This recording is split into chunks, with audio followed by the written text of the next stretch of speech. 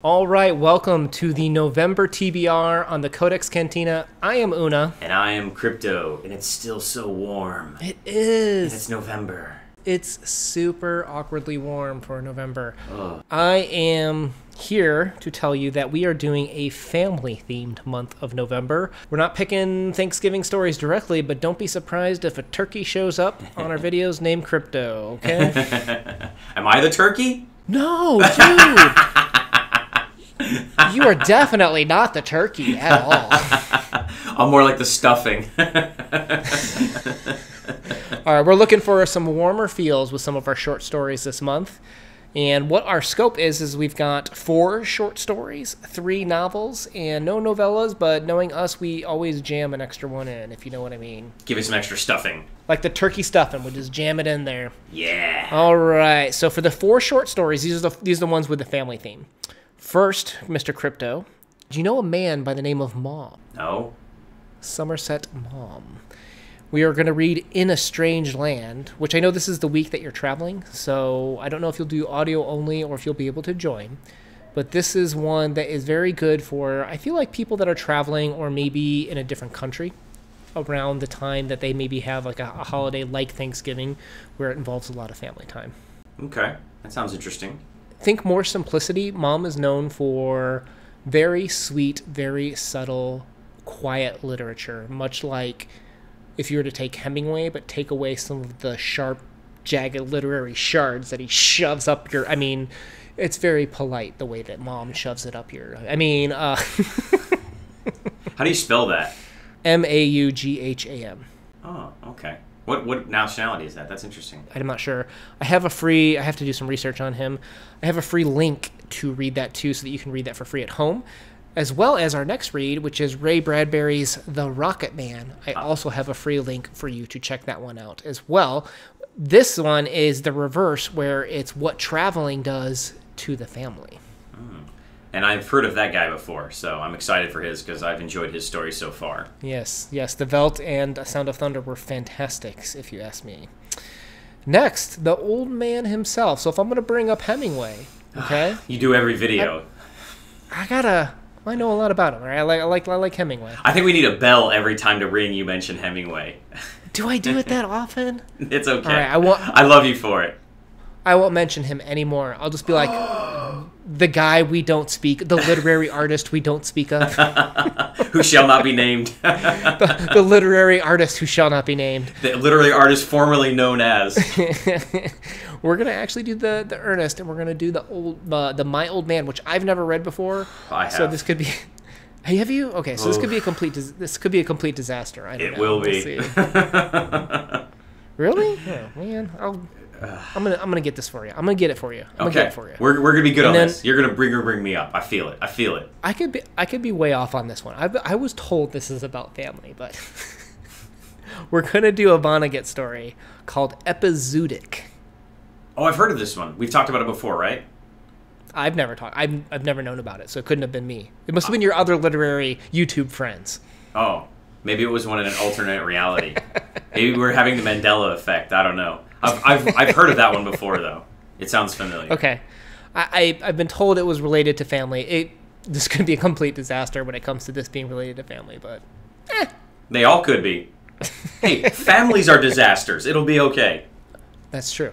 Now, the Mom and Ray Bradbury ones are going to be very good to read back-to-back. I've read those before, so I look forward to breaking that down with you. Cool. Now, for our 3 novels, these are not themed because these are ongoing and typically take months.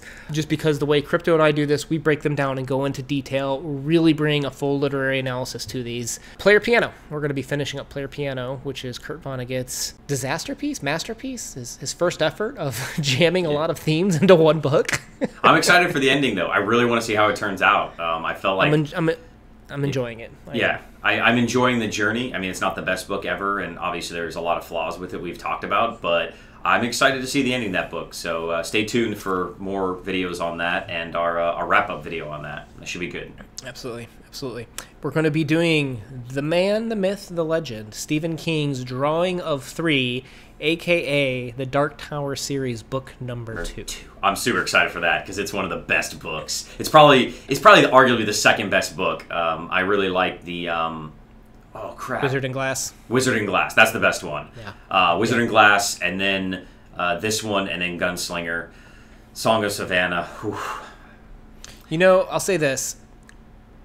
I've talked to a lot of people that are like, I started with Dark Tower series, the Gunslinger book 1, and they're like, I didn't get it. Like, I couldn't do the rest of the series. That one ruined it for me. And you don't want to be the guy where you're like, check out my video on it. You know what I mean? Like, but seriously, check out my video on it. Yeah. we did a lot of work to break that one down, and everyone I've talked to about it, when we break it down, maybe not to the 40-minute talks that you and I have, but it has brought some enrichment to it that I think once you know what nuggets to pull out, you're like, okay, I see what he was going for.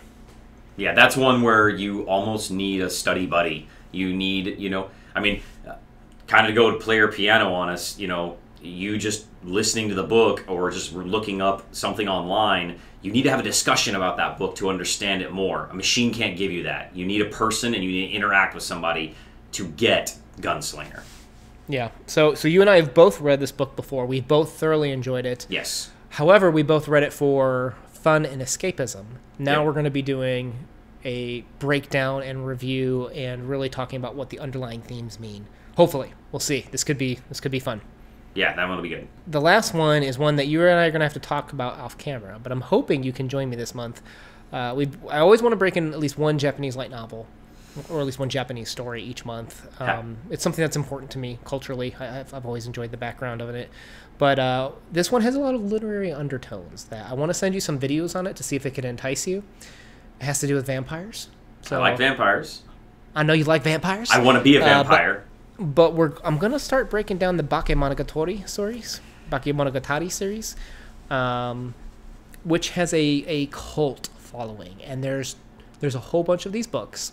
They are told in different chronological order. There are different narrators. And there's always a underlying theme, an aha moment, and also multiple plays on words and meanings behind things. Where, for example, Bakemono is ghost, and Monogatari is story. But obviously the no kind of overlaps, Bakemono, and then Bakemonogatari. When you combine them, it's ghost story. It's ghost story, but it's a play on words because it's kind of sharing that syllable between the two. So I'm afraid that we might miss out. We will miss out on some of the translation joys like that. Now, that one translates well, obviously, with English, but there's a lot of that we will just miss by virtue of us reading this in English.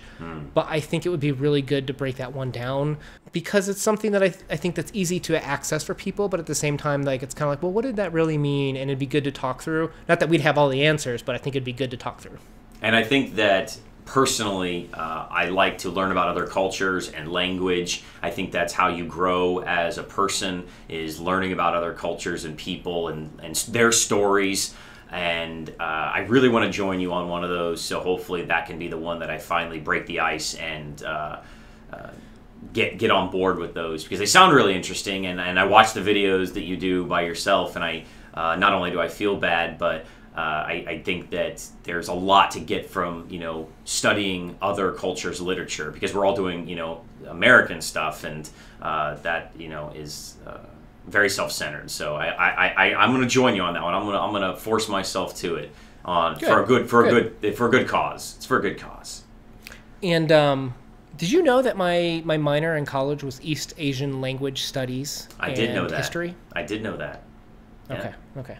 So hopefully I can bring something to it, but I just want to explore this with you, and I think it would be a really good one for us to do. You're going to be my teacher, my sensei. Oh, we will see. See what I did there? See what I did there? Yeah, I see what you did. What you needed to do was figure out how to have a word that ends with sen, and then the next word was say. So it's kind of like the Bakemonogatari, like playing words like that. How about una-san? Cut that out. Cut all that out. All right, guys. Thank you so much for checking out what our TBRs for the month of November. I hope that you join us. We do have, like I said, some links to check out some of these for free so that you can read along with us and talk about books, because books are freaking awesome. And when you are here, you are family and friends. Friends and family who who do things for others, like hit the like button and subscribe, right? No, I'm just kidding. But we do push videos out every Monday and Thursday. We have been religiously consistent about hitting 3 videos a week, but we do promise to do at least 2 on Monday, Thursday, and we will push a bonus video out weekly when we can. So please consider joining us on our talks. Peace out. Peace out.